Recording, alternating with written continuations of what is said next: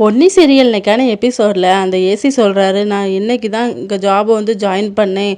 முதல்ல இந்த கேஸை நான் சும்மா விட மாட்டேன். அதுவும் இது எனக்கு ரொம்ப க்ளோஸான கேஸு அப்படிங்கிற மாதிரி சொல்கிறாரு.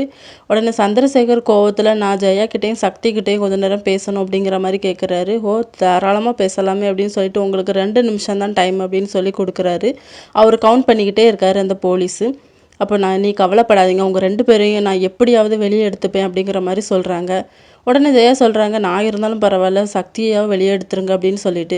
சண்முகம் சொல்கிறாரு, அம்மா எப்படியாவது உங்கள் 2 பேரையுமே நான் வெளியே எடுப்பேன், என்ன ஆனாலும் பரவாயில்ல. இவர் வந்து பகையை மனசுக்குள்ளே வச்சுட்டு தான் இப்படி பண்ணுறாரு, இதை நான் சும்மா விட மாட்டேன் அப்படிங்கிற மாதிரி சொல்கிறாங்க.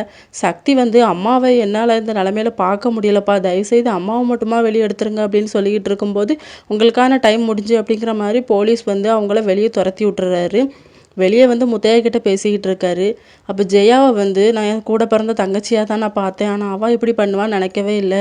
என் பொண்ணு இருக்கிற இடம் தெரிஞ்சா போதுன்னு சொல்லி தான் நான் உங்கள் வீட்டு முன்னாடியே வந்து உட்காந்தேன். ஆனால் அவள் என்னை ஒரு மனுஷனாக கூட மதிக்கலை. என்னை ஜெயிலில் பிடிச்சி போட வச்சா. என் பொண்டாட்டியும் இல்லாமல் என் பொண்ணும் இல்லாமல் இப்போ நான் அனாதையாக நிற்கிறேன் அப்படிங்கிற மாதிரி ரொம்ப ஃபீல் பண்ணி சொல்லிக்கிட்டு இருக்காரு.